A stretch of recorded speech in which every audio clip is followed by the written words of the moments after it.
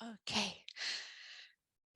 Today's lesson is phenomenal, really phenomenal, really powerful. We're going to learn surrender, which is often spoken about, and I think a lot of times people are like, well, what does it mean? How do I actually do that? And we're going to learn that today. So where we're going to start is in talking about the property of emotions, because when we talk about surrender, essentially we're talking about surrendering from an emotional position or an emotional experience. We're talking about disengaging from a feeling we don't want to feel. Notice I'm not saying disengaging from a situation I don't want to be in. Inner world. Disengaging from a feeling I don't want to feel. So that starts by understanding how emotions work such that we can opt out of them, surrender back into harmony. So emotions, we love them. We love them. All feelings are good feelings. As a coach, your future clients, or as a helper in the world, people are coming to you for help. It's almost always because they want to feel different. They want to feel better. They're not coming to you because they feel like a rock star and life's freaking awesome and they're wondering how to feel just even more rock star,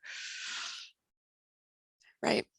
So feelings, most incredibly powerful access point. So the first orientation I want to give you to emotions is that they are fuel, and we use them like money, like you invest with them.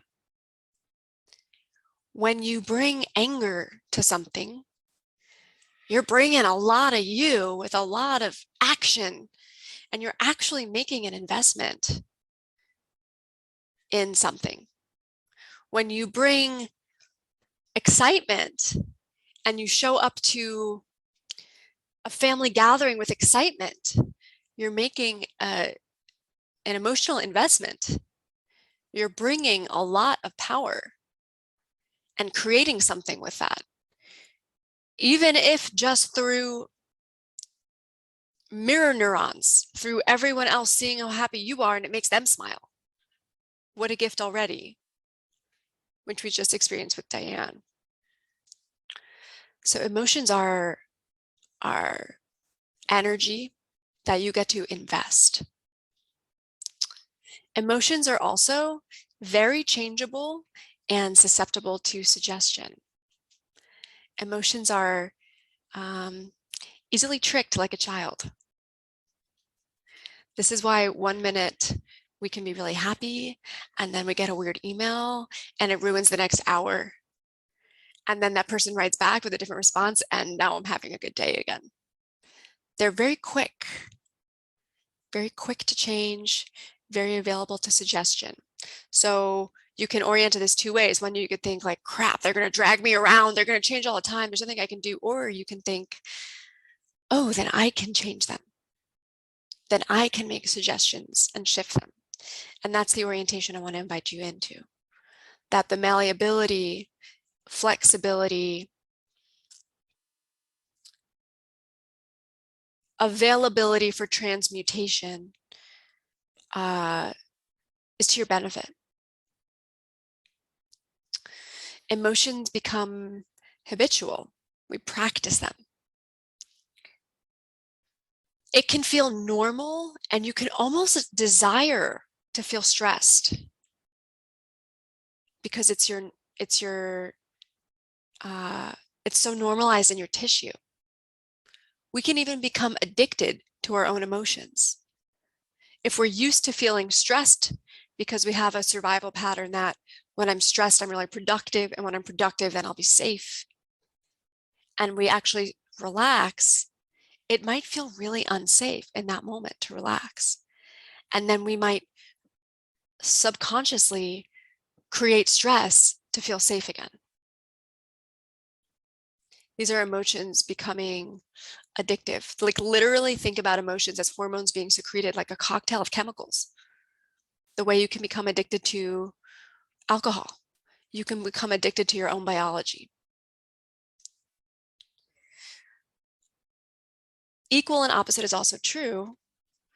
You can become addicted and habituated to feeling good. You can practice emotional states, which is on purpose secreting a chemical reaction into your body, into your biology, that then you get to normalize. You could create a habit out of feeling good. You can create a habit out of feeling peace.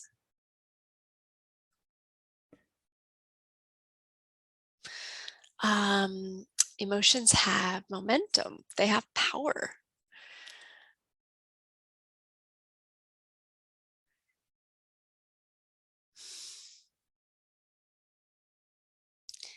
They have a lot of power. And resisting an emotional experience, like, do you ever get stressed at a party or triggered at a party and then you say, I don't want to be triggered. I don't want to be triggered. I don't want to be upset. I don't want to be upset. Or like just ever have a moment like that in any setting in life. Resistance to an emotion actually deepens the internal discomfort, because we are now having the tsunami wave of an emotion hit and we're meeting it with a wall, and it takes so much energy to have that wall meet that tsunami. And now we're actually deepening an internal battle of split consciousness versus accepting the feeling or practicing surrender. So resisting a feeling actually is useless. And it creates an even deeper internal battle, even deeper experience of internal turmoil.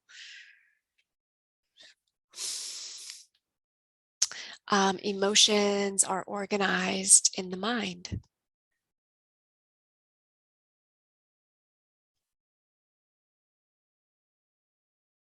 I have a really cool exercise I want to take you all through. How many of you have I done the lemon exercise with? 2, 3. Are you all, the ones who've done it, are you open to doing it again?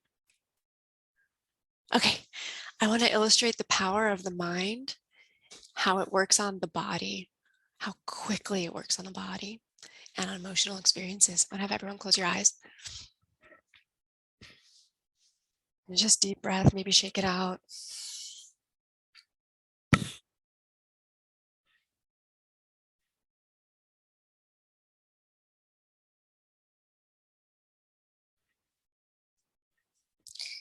And I want you to imagine you were sitting at a wooden table on a wooden chair. And on that table, there's a little white dish. And on that dish is a whole lemon with a little paring knife next to it. And I want you to pull that plate with the knife closer to you with the lemon and cut it in half, cut that lemon in half. And you can see like the juices oozing out and you get that lemon scent.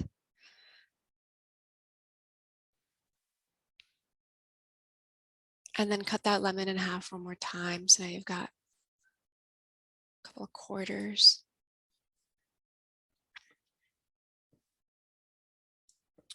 And in your mind's eye, I want you to pick up one of those wedges and start to bring it to your mouth. Notice the scent of the lemon. And then take a bite.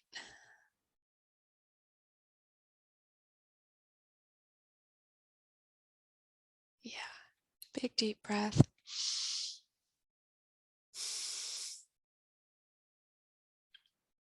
And when you're ready, you can open your eyes and tell me what you noticed. I started to salivate and then I started to feel what I usually feel when I have a lemon in my mouth, like this side of my body starts to like twinge.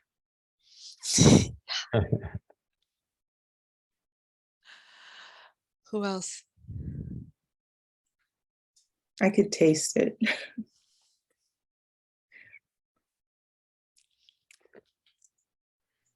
This is such a phenomenal illustration of the connection of how your mind is really directing the experience of your body and your emotional state to the point that you can even taste something, to the point that saliva secretions are occurring because of your thoughts. Insanely powerful. It's insanely powerful when you really start to grasp it and choose your thoughts. Just imagine choosing a kind inner dialogue versus an unkind inner dialogue and the effect that that has on your cells at the cellular level. There's an experiment in, I actually don't know where it originated from, but it's called the apple experiment. And essentially what you do is you take an apple, you cut it in half, and you put both one half in one mason jar with the top on, the other half in another mason jar with the top on. And for a week, you walk past one half of the apple and you say, I love you. You're just the most wonderful apple I've ever seen. You're going to have the best apple day. And then the other jar, you say, you suck. You are the worst apple.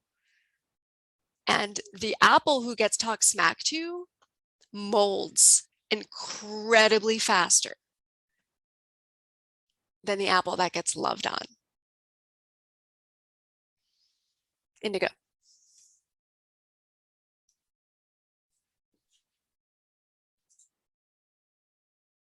I was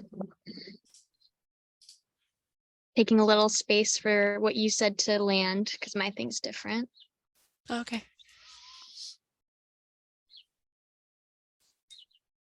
And my thing was about the lemon. And something interesting was when I was imagining it, my system gave me a choice because there's a special berry that you can eat. I think they're called wonder berries. It's been so many years, but if you eat them, they coat the taste buds and lemons taste like lemonade. And my system was like, so you're doing this on purpose. Do you want to experience the lemonade? And I was like, no, we're going to do the lemon.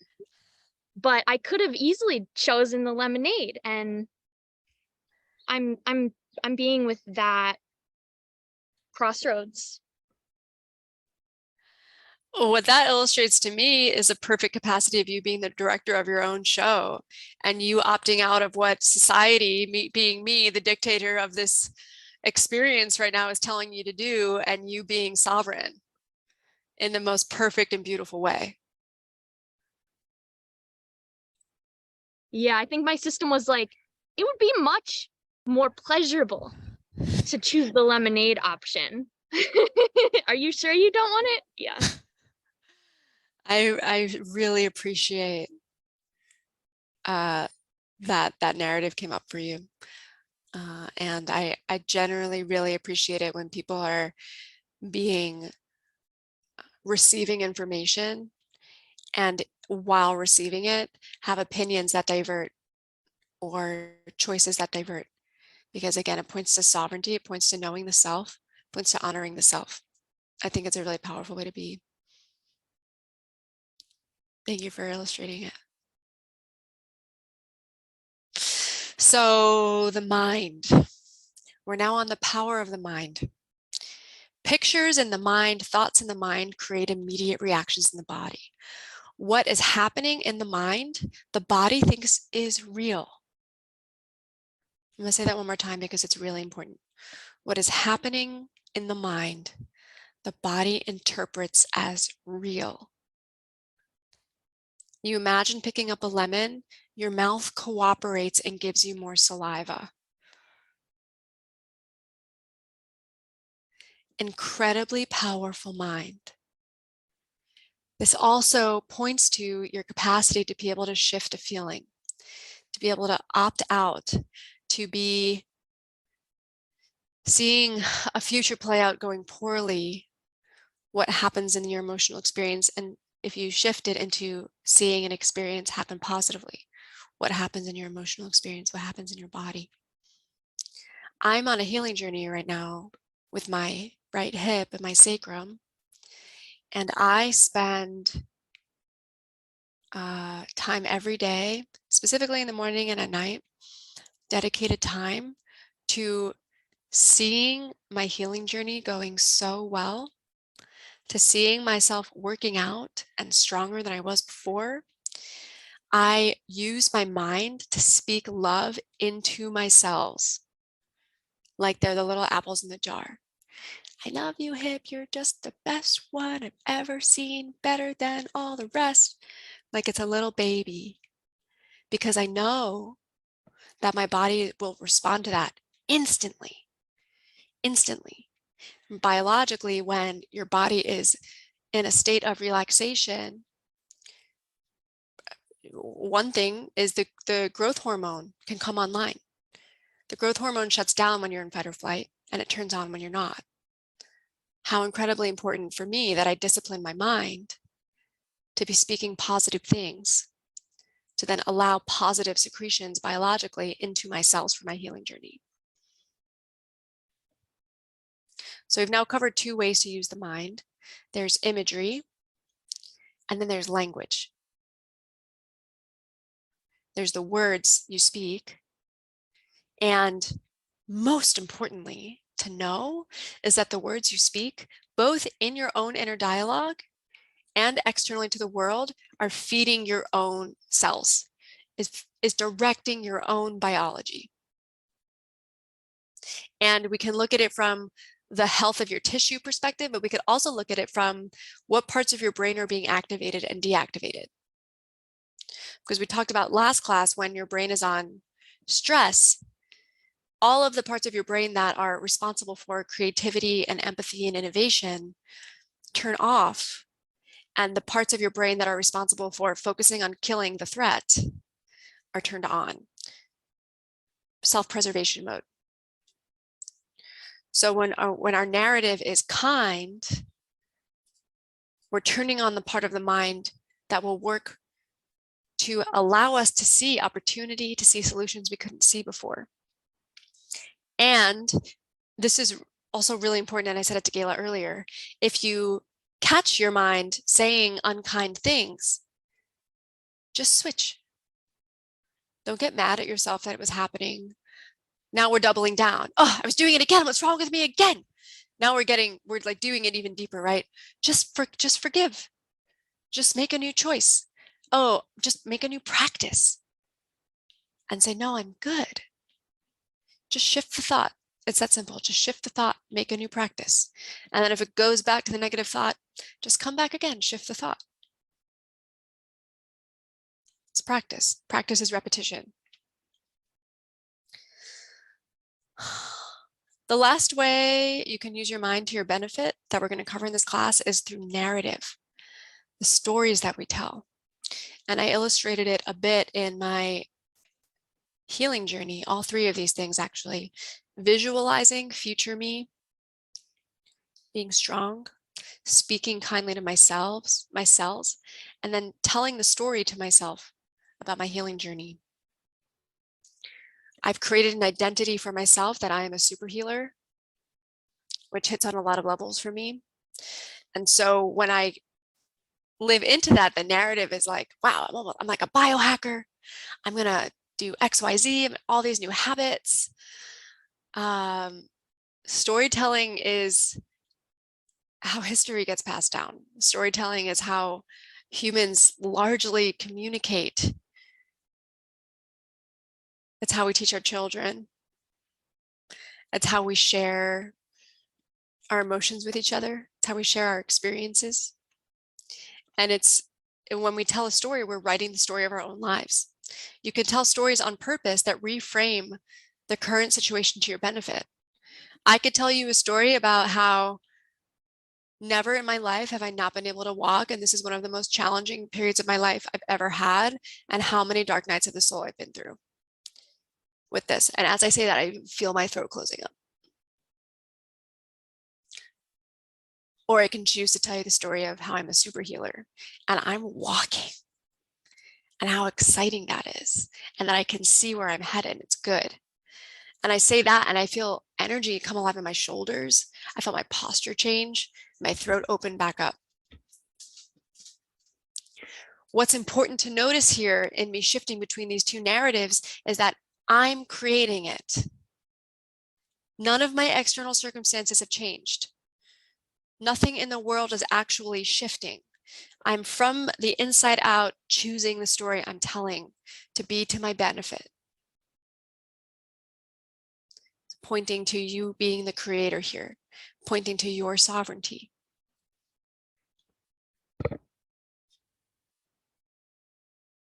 Any questions? We'll pause. Gayla.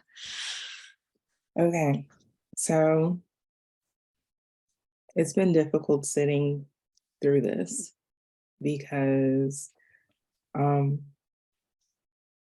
always been described as very emotional.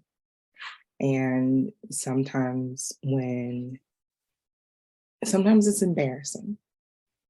So I was in the Air Force, and very early in my career, I witnessed someone deploying for the first time. I had only been knowing this person maybe a month. So no like super deep connection or anything.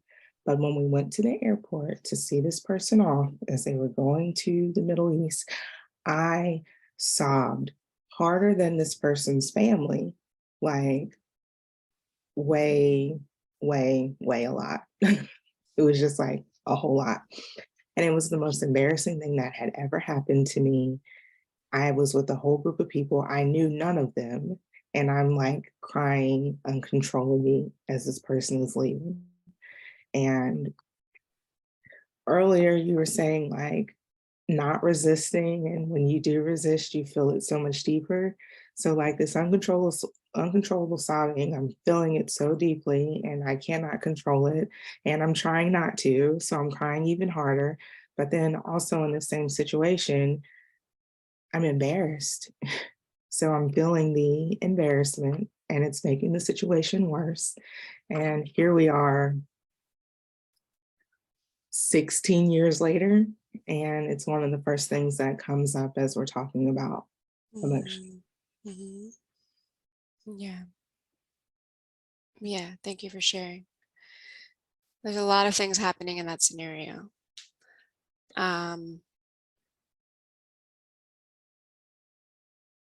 Before I just start talking, is there a direct question or request?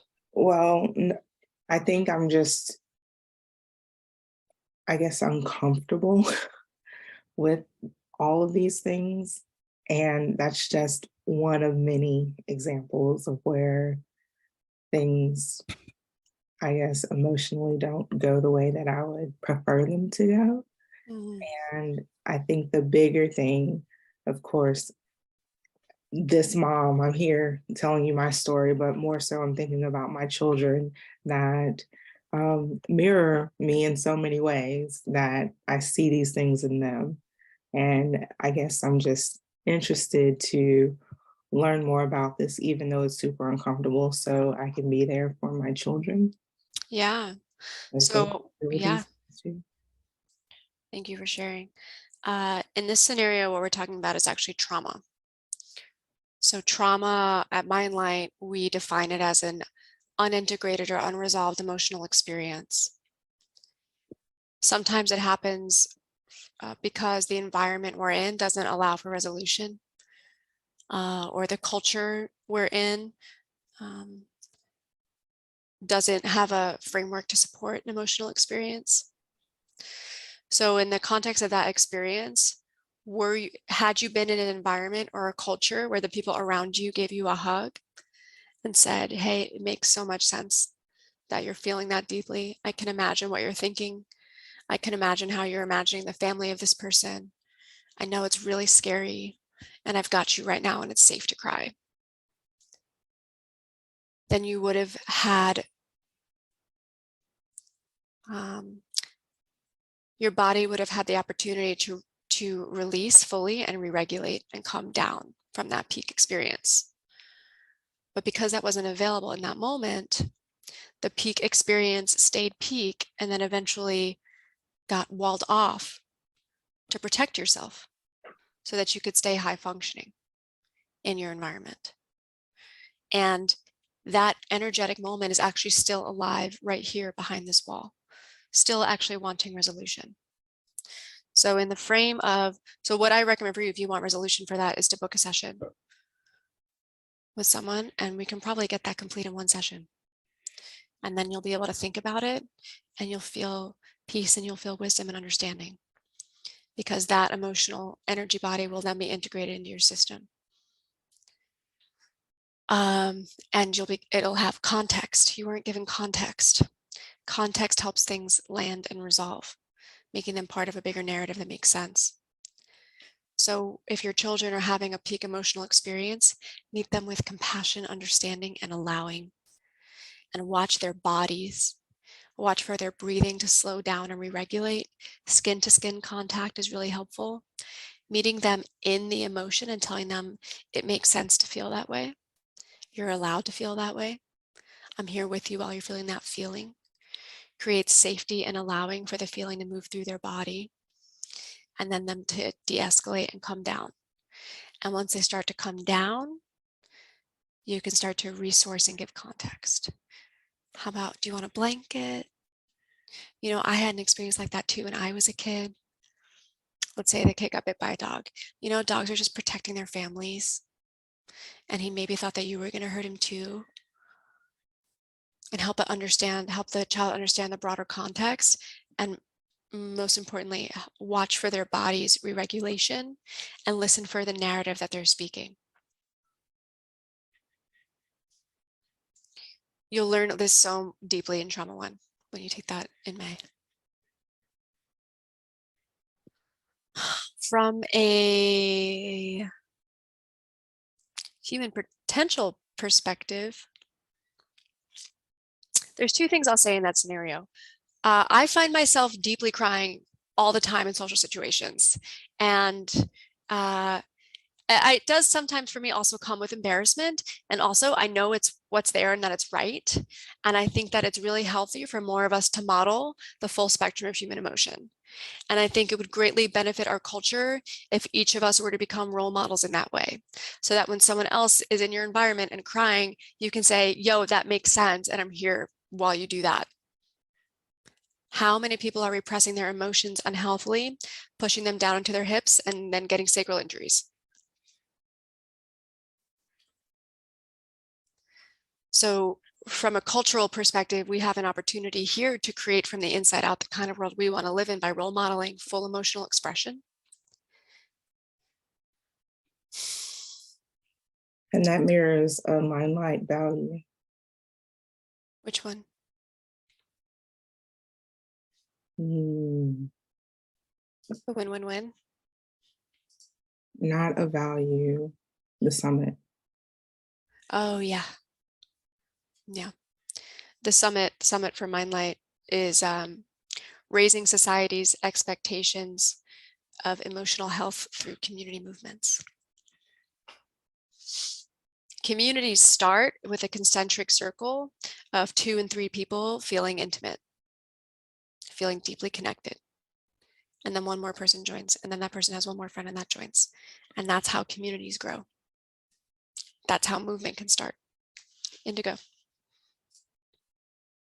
I don't know if you were gonna touch on this, but it feels like I don't know if ghost role, it's in the room with me as you're talking about this, is that there are systems that sometimes use violence or have other punishment for normal human behaviors. And there's some value I also place on discernment, and of course, like also creating spaces that are more and more safe and pushing that edge whenever possible, but also like asking, like, are there real consequences if I do this beautiful thing or not? And seeing the evidence and then using that as a piece of discernment. Thank you. Diane? I have a question about using these things, and I love all of them. I noticed that for me, urgency comes in like I need to change it. And so I guess my question is, how do I speak lovingly to my body, even though, or whatever it is, I'm doing it, and yet I know underneath there's this urgency to change it. Like change a negative internal like speak. right now I'm experiencing frozen shoulder, and so I'm trying to speak lovingly to it, and like, oh, shoulder, like, you know, I love you, but like underneath it is really like, I need you to change, like I need you to be different than you are. So I guess how I'm speaking the words, but then I'm noticing that I don't know if, like, I'm not feeling it because there's this judgment and needing to change it underneath it. Is that making sense? Yeah, it makes sense.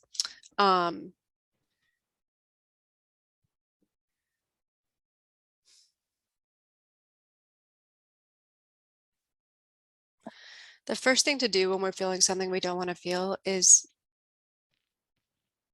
to feel what's actually there. So in this case,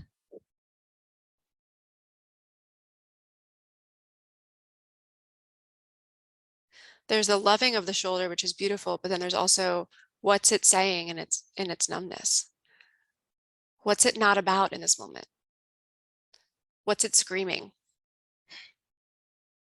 And allowing that to be heard. So this is a direct example of sort of resisting what's happening.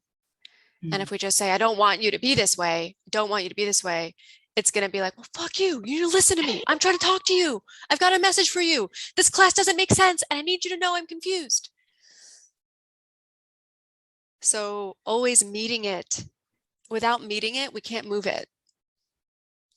And this goes back to truth number 2 and 3. We're all connected. And because of that connection, we're infinitely powerful. If we don't create the connection to the truth, to what's really going on, we have no power. So if we refuse to touch it, refuse to look at it, just get angry at it, we can't move it. So there's a deeper listening. Okay. And then from there, we can surrender it.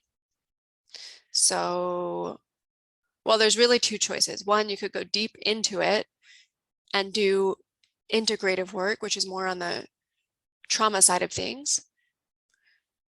Or we can opt out and create something new in that moment. Your choice. Okay. So let's get into surrender. Okay.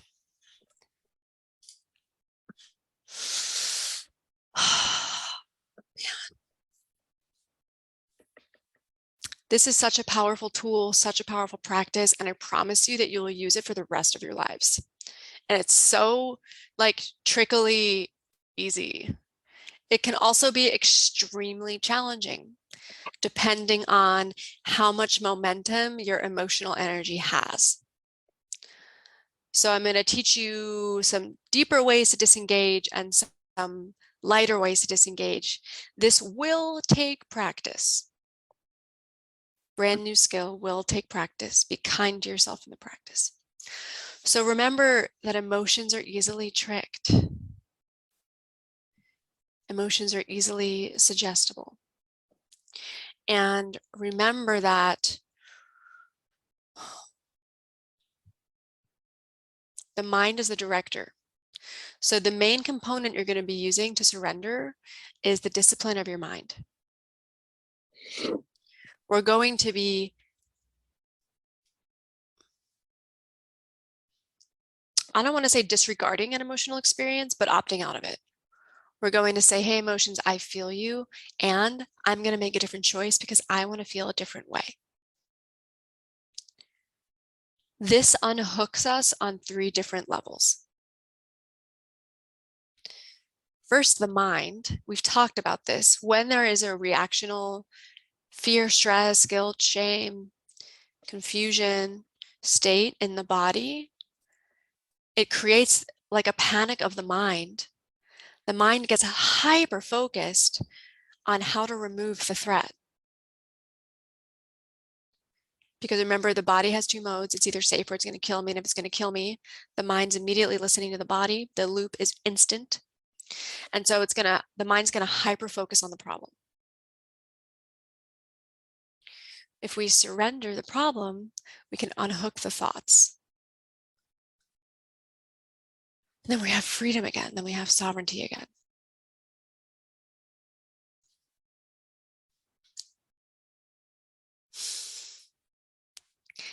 You don't have to believe your thoughts. You are not your thoughts. You are actually the director who gets to choose the thoughts that get thought. You're the one who gets to practice the thoughts that get thought. You're not whatever default thoughts are running.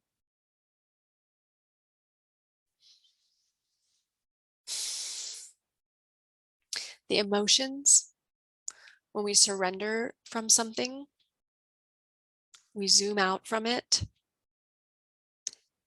the emotional reaction will recede like a wave receding back into the ocean. The body unhooks from the experience of the emotion. And then, of course, then this feeds a direct feedback loop to the mind that we're safe. And you actually immediately start building momentum in a new direction in this way. All 3 things unhook. As soon as the mind unhooks, the emotions unhook and the body unhooks and gives feedback to the mind to keep going. Surrender interrupts the cycle of reaction and discomfort at every level. So how do we do it? I'm going to teach you 4 techniques. There's only 3 written on your worksheet. I'm going to add in a 4th for you today as a bonus. Okay, the first way to surrender is to give up. And I don't mean give up on trying to find a solution to the problem. I don't mean give up on your dreams or give up on your goals or give up on your desires. I mean quit the pain of it. Quit how much it's hurting your body to think of it in such a focused way. So this can look like literally saying, you know what, I'm not going to think about that right now. Your body immediately unhooks. You can do this visually. Remember how, can everyone here visualize? Is anyone here who can't visualize? Great. Remember how powerful that lemon was. Taking a problem, putting it in a box, and mailing that box to the moon for the meantime, and then deep breath. Unhook, that can unhook the body, unhook the mind.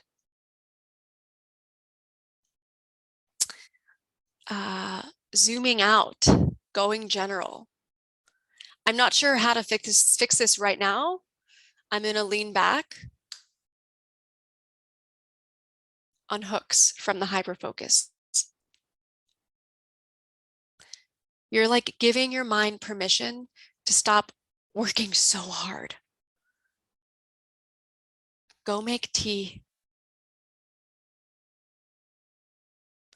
Because as soon as you unhook, now creative mind comes back on. This is where you get the shower idea. Oh, I know. I'll solve it this way. Why didn't I see it? Because I couldn't see it.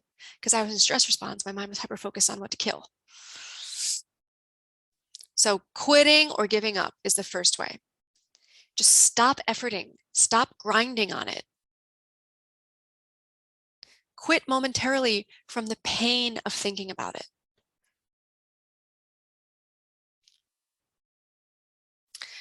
The second way to surrender is to trust. Think about your personal compass. What do you really believe to be true? Think about the 5 truths. What do you really believe to be true? If in your personal compass you believe that there's a guiding well-being that's benevolent, trust in that. When you have something that your mind's gnawing on, you might notice that it actually tugs your tissue forward. The energy of surrender is physically leaning back. Can you all practice right now, just like leaning back, just relaxing, and big deep breath?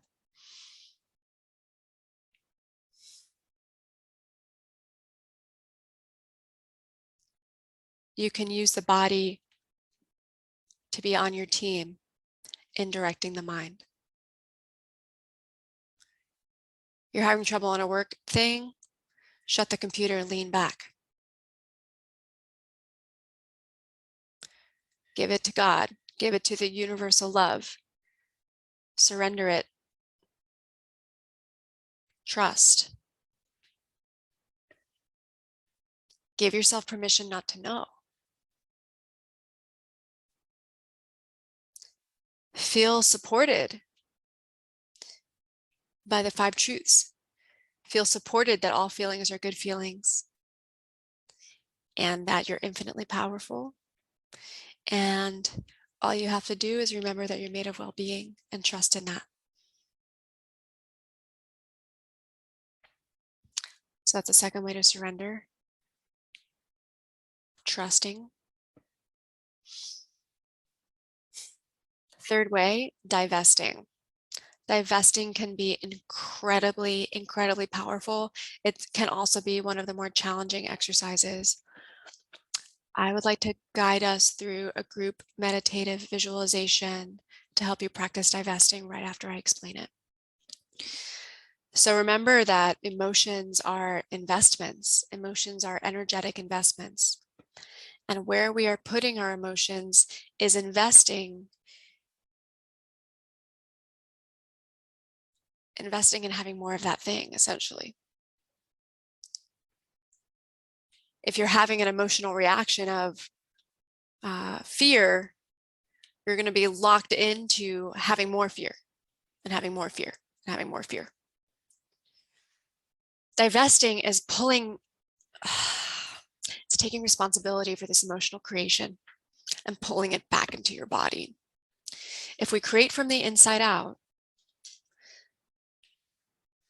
then you can notice that you are the one. It is your mind who is writing a story right now that is secreting a solution in your body that feels bad and is looping you into more of that feeling. You are the responsible party here. Now, immediately, this feels really annoying and shitty. But no, it's not me. I am actually broke. I'm looking at how I'm broke. And so I feel broke. Who's creating that experience of staring at that and practicing the feeling of broke, which is a feeling? Divesting is pulling your energy out from the external back into the internal. So you could another way of saying it is, I'm taking my power back. I'm reclaiming my power.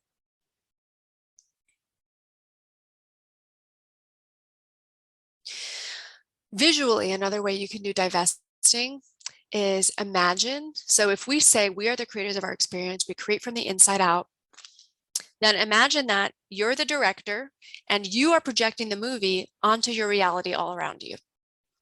You are making the meaning out of everything you're seeing. Like it's like a projection or like a lightsaber.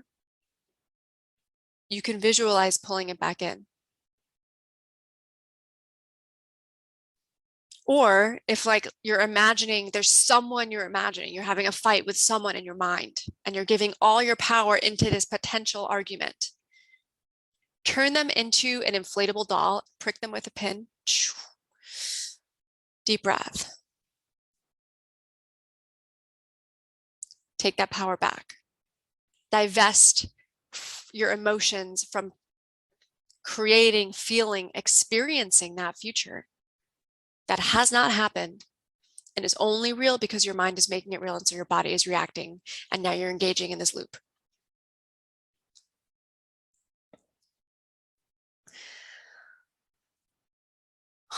Okay. I want to lead us through a group experience, and then I'll open for questions.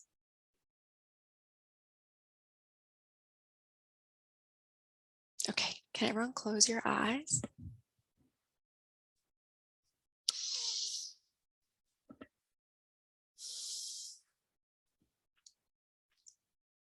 Big deep breath all the way down to your toes. You can shake it out again or stretch or whatever your body needs to just feel present in this moment.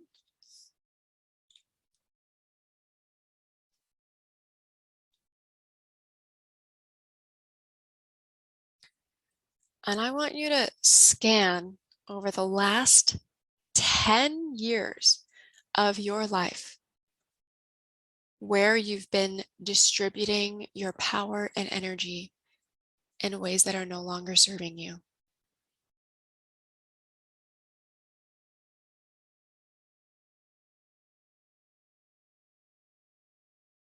You might have people pop up, you might have moments.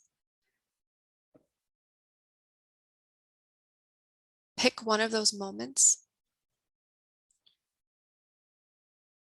And I want you to make that scene or that person an inflatable and prick it with a pin. And I want you to watch it shrink all the way down and then breathe that power back in. Big deep breath.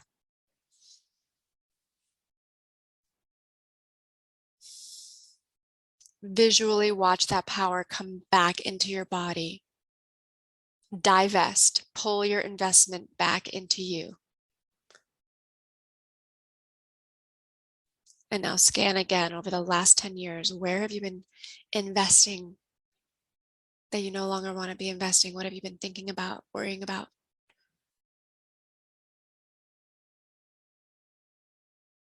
And turn it into an inflatable scene or person or thing and prick it with a pin. Watch it totally deflate. Big deep breath. Breathe that power back in. I want to invite you to stretch here. Use your body as your ally. You can do power posing. Shoulders back, head high.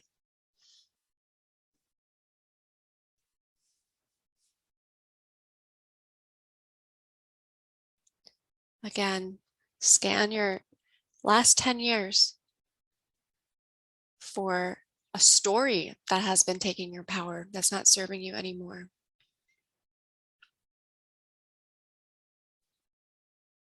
Turn that story into a book that you're holding in your hands. And now turn it into an inflatable book and pull the plug, crumple it up, throw it away. Big deep breath. Uninvest from that story. Take that power back. I'm going to write a new story. I didn't even realize I was still investing in that story, and I will not invest in it anymore. I'm going to write a new story.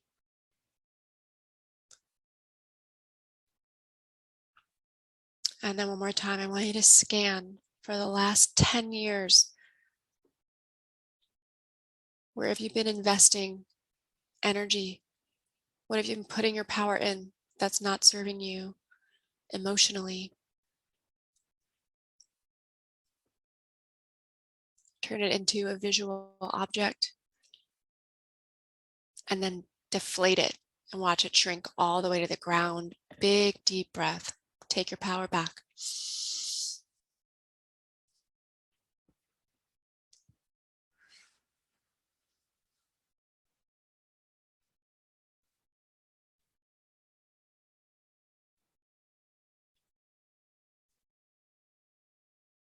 And just relax.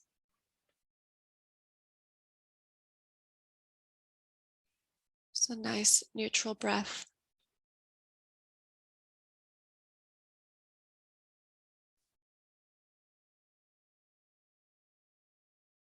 And you can open your eyes whenever you're ready. And I'd love to hear how that was for you. Was it challenging? Did you notice anything? Was it empowering?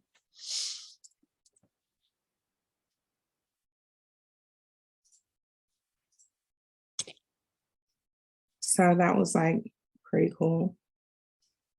I'm in Mississippi right now, so there's like no mountains around me, but I saw myself on like perched on the edge of a cliff, right? With like a valley, maybe like a river or whatever below me. And like over the past 10 years was like projected in the sky. And the big things that I saw were my marriage and all the energy that I was putting into making it good. I saw my kids. I have a blended family. And as I became an instant stepmom to teenagers, trying to get it right, trying to be what they needed me to be. I saw my career and the need for finding success in my career. Those were the big things that I saw. And as it's on this projector in the sky, on this cliff, as we were poking pins, it's like the big picture just zooms out and flies away like a balloon once you let the air out of it. And of course, those things are important to me, but the stronghold that they've had on my life, that's what I'm letting go of. That my marriage does not need me to put extra effort into making sure that things are perfect or I'm showing up in the perfect ways. My kids are strong and resilient, and they don't need me to be everything for them, preempting whatever their needs are. They're perfectly capable of asking for what they need, speaking for themselves, and going after what's important for them. And I don't need the success of my career to make me who I am. So those are the things that I let go of on my cliff. I want to invite you to continue this practice all week. Picture them again, pop them again, deep breath, take your power back. And what we're doing when we do this is we're uniting all that creative power. That was our energy dispersed and investing unconsciously, subconsciously, actually creating challenging reactive emotions. Now we're taking all that power back, and now I'm one united gala. And you're actually going to show up more powerful in all those things because of that. Thank you. Perfect, perfect demonstration of surrender. Seeing in the comments, Diane said, wow, that was really powerful. And Kat said, yeah, that was awesome. I love this practice. I've actually been doing this practice all week. In preparation for this class, I love to practice what we're about to learn so I can be fresh with it. If you practice this every day, divesting, I promise a shift will happen. Something will open up. And it might just feel subtle. It might just be a little project you do or a little way that you show love differently. That's huge. Those tiny shifts are huge. You create from the inside out. That tiny shift over time is now who you are. Indigo. So I notice something I divested from both Blow Up Dad and Story is the worthlessness of me, not good enoughness of my belly and my body. And there are sort of reverberations, like parts that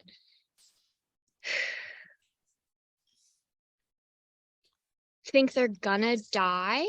So something that just sort of there was like ripples out, like since the popping, I have been like, no, we're okay.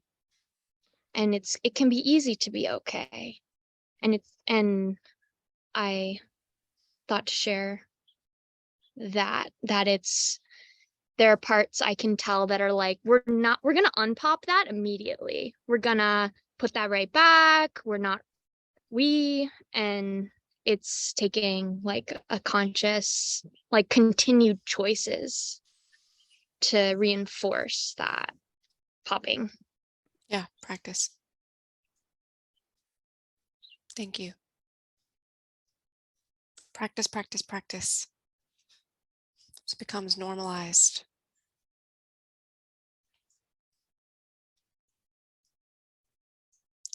Okay, I want to give you the bonus surrender lesson. When you are having momentous thoughts that you're just really having trouble quitting, or you're really having trouble trusting in something bigger, like you're really having trouble unhooking, one of the most powerful ways to disengage from them is to meditate.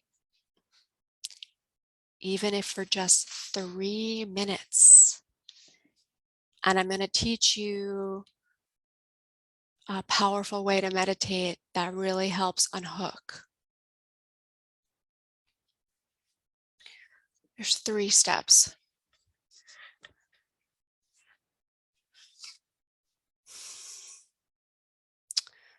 So we sit with our eyes closed. You know what? Let's do it together.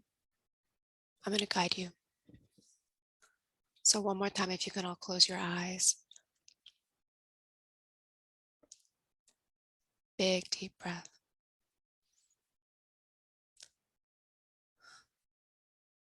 See if you can think of something that's a little bit annoying. Like the next phone call you have to make, or who's cooking lunch. Just a little bit annoying. So what meditation is it's not having thoughts, it's noticing that you're not your thoughts. So the first thing you're going to do is you're going to notice your thoughts. And then I want you to sit as the observer of the thoughts. Pop out into a higher level of consciousness, watching your thoughts.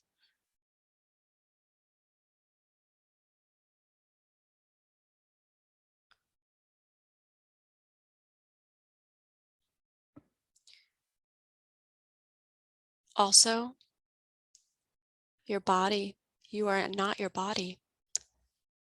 You are an expansive spirit in a body.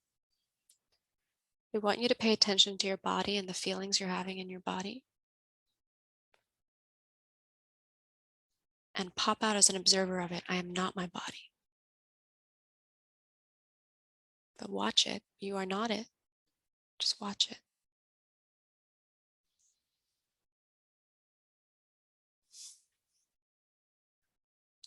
And now I want you to pop out one more level as the observer of the observer.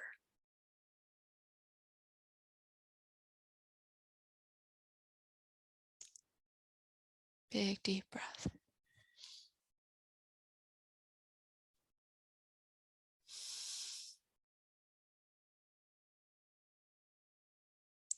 Every time you feel a feeling in your body, I am not my body. Observe. And then observe your observer.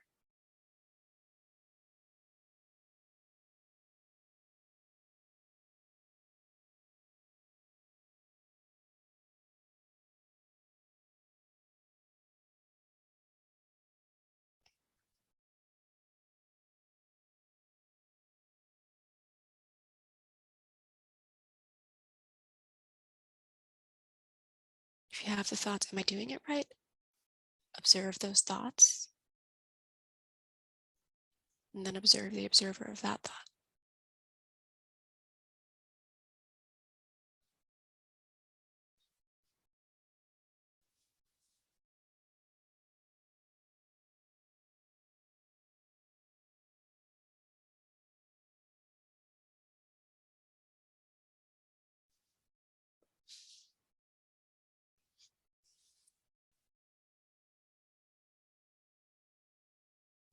I'm not my body. Lean back, disengage, observe. And then observe that you're observing. Disengage one more level.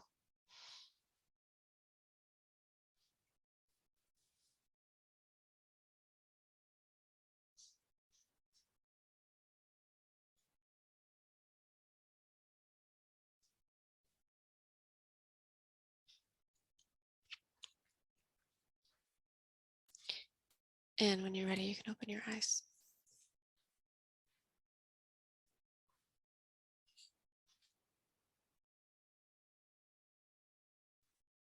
At the second level of disengaging, your body should go soft.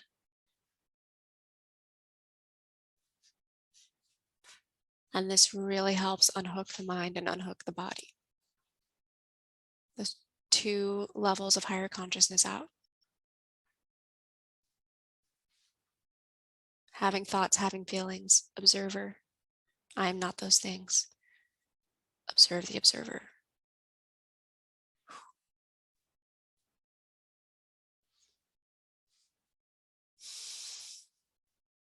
Okay, we're at time. Happy to say a little extra, but I love honoring your time. Your homework is to practice surrender. Written in Learn Worlds, it says to practice quitting. So when you're driving, you notice your mind is chewing on something, give up. Give up the problem for that moment. Give yourself permission to give up the problem. Give your mind permission to not be worrying. Practice all week that level of disengaging. And if you want to go deeper, practice that pulling your power back every day. And if you're really, really stuck, bring it into that meditation. So I'll stay for final questions or reflections on that meditation, but if you have to go, please do.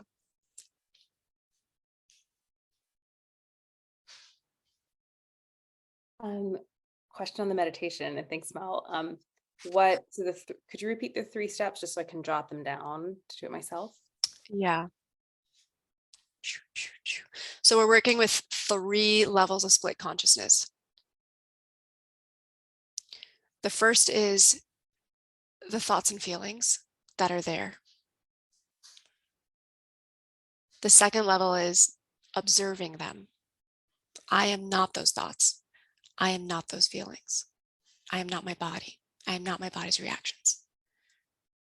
It's popping out into one level. Observer. The third level is the observer of the observer. I'm watching me watch my thoughts and watch my body. And that brings you to an even deeper level of disengaging.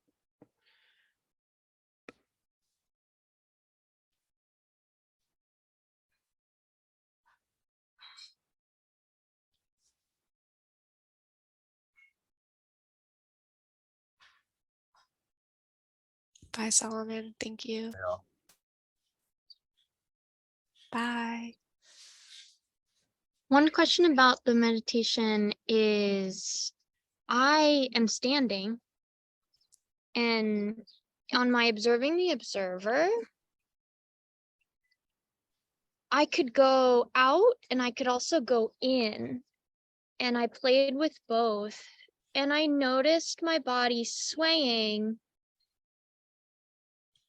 and I wasn't choosing the swaying, and I'm interested to try sitting or laying and like fully relaxing all the muscles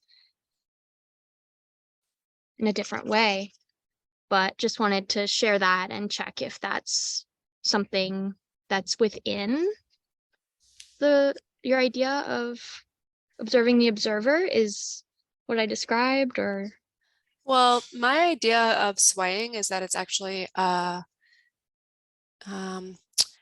it's almost like a coping mechanism to a lot of energy in the body. It's a way of self-soothing and self-calming. I actually do it all the time and I love it as a practice. It also reminds me a bit of EMDR, where we have an intense thought and then we're moving our attention while we're having that thought, and it helps the body integrate. It helps the body release energy. So I think in every level that I think about it, it's a healthy practice. Okay, but on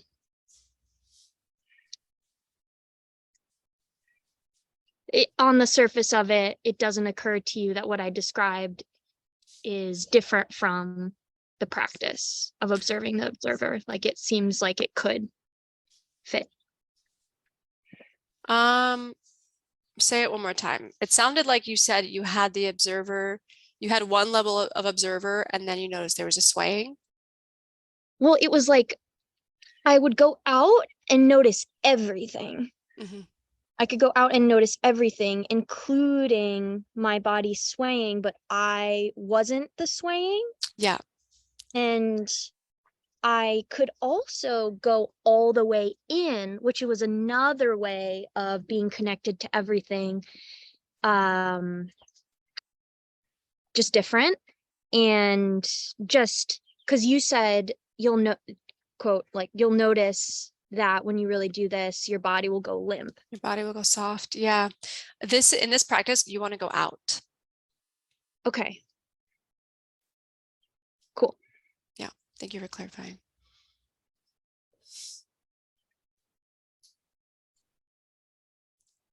What other questions can I answer? Insights want to be shared?